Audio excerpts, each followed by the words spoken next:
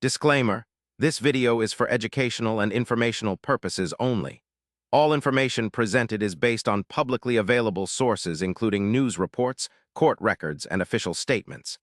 This channel does not make accusations against any individual and presumes innocence until proven guilty by a court of law.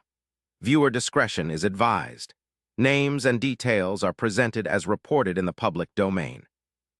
When the bonds of family are shattered by unimaginable violence, we are left to question the very nature of kinship. In the quiet lanes of Sitapur, a tragedy unfolded that has sent ripples of shock and disbelief. But beyond the grim details lies a deeper, more unsettling question. What psychological forces could drive a person to commit such an act against their own blood? Was this a descent into madness, a calculated act of malice, or a desperate struggle for control warped by familial discord? The events in Sitapur invite us to consider the perpetrator's psychological landscape. If suspicion of Ajit Singh holds true, we might be looking at an individual exhibiting traits of the dark triad: narcissism, Machiavellianism, and psychopathy. Narcissism would manifest as an inflated sense of self-importance, a deep-seated need for admiration, and a profound lack of empathy. This grandiosity could be coupled with a Machiavellian tendency to manipulate others for personal gain, viewing people as pawns in a larger game. Psychopathic traits might include impulsivity, a disregard for social norms and the rights of others, and a chilling superficial charm that masks a predatory nature. Such individuals often possess a remarkable ability to feign emotions, making them difficult to detect.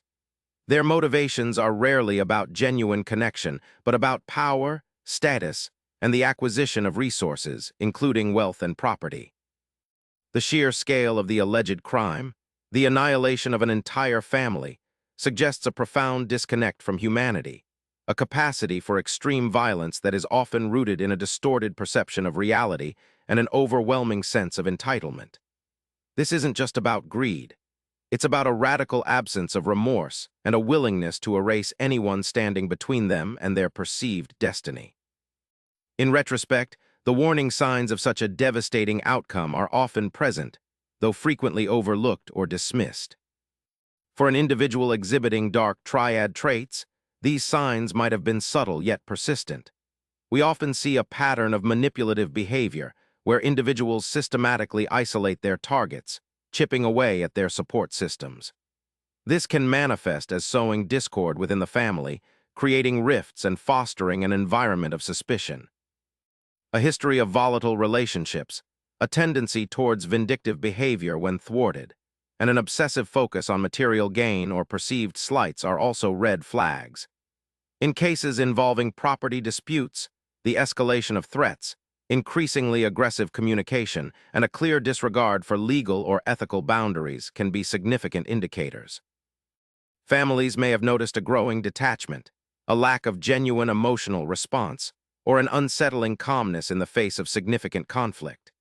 The ability of such individuals to present a facade of normalcy can make these warnings difficult to interpret, often leading to a collective failure to intervene until it is tragically too late. The very people who might have seen the danger are often the ones ensnared by the perpetrator's web of deception. The act itself, when viewed through a psychological lens, is not merely a crime but a terrifying manifestation of a deeply disturbed psyche. If the allegations against Ajit Singh are true, the massacre of his brother's family would represent a horrific culmination of power, greed, and potentially narcissistic rage. The motive of property dispute, while seemingly tangible, often masks deeper psychological drivers. For someone with narcissistic tendencies, the idea of losing control over family assets or seeing his brother benefit from wealth he felt entitled to could trigger an explosive reaction, narcissistic rage. This isn't just anger. It's a violent, destructive outburst aimed at annihilating the source of perceived humiliation or threat. The systematic nature of the killings, targeting the mother, wife, and children, suggests a deliberate plan to eliminate not just the immediate beneficiaries of the property, but the entire lineage and future claims. It's a brutal assertion of dominance, a complete erasure of rivals. The subsequent alleged suicide by Anurag, if he was indeed the perpetrator, might be interpreted as an act of ultimate control, a final escape from accountability or a twisted form of perceived martyrdom. Forensic psychology suggests that such extreme acts are often preceded by a period of escalating stress, a buildup of resentment, and a warped rationalization that justifies the violence. The psychological blueprint points to an individual who saw his family not as loved ones, but as obstacles on his path to absolute control and wealth. Investigating a crime of this magnitude, especially within the complex dynamics of an Indian family, presents unique psychological challenges. The initial narrative often focuses on the immediate family, but the suspicion falling upon a brother introduces a layer of betrayal that is deeply unsettling.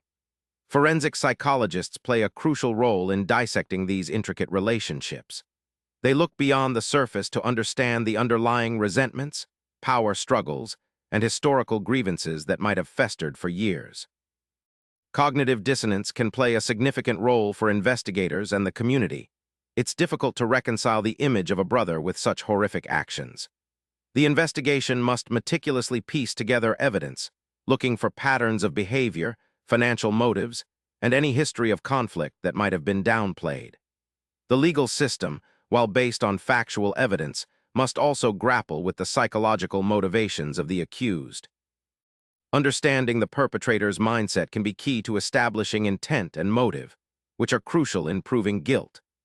The ongoing nature of this case highlights the painstaking process of forensic investigation, where psychological profiling and evidence collection converge to seek justice for the victims and hold the responsible party accountable, navigating a labyrinth of familial ties and alleged deception. The Sitapur tragedy serves as a stark reminder of the hidden dangers that can lurk within familial structures. What can we learn to protect ourselves and our loved ones? Firstly, it's crucial to recognize that genuine affection and familial bonds can be mimicked. Individuals with psychopathic or narcissistic traits are adept at deception. We must pay attention to consistent patterns of manipulation, control, and a lack of empathy, even if they are presented with charm. Open communication within families about financial matters, property, and personal conflicts is vital, though this can be challenging in cultures where such discussions are often taboo. Creating a strong support network outside the immediate family can also be a safeguard, providing an objective perspective and a safe space to voice concerns. When disputes arise, especially those involving significant wealth, seeking mediation or legal counsel early can prevent escalation.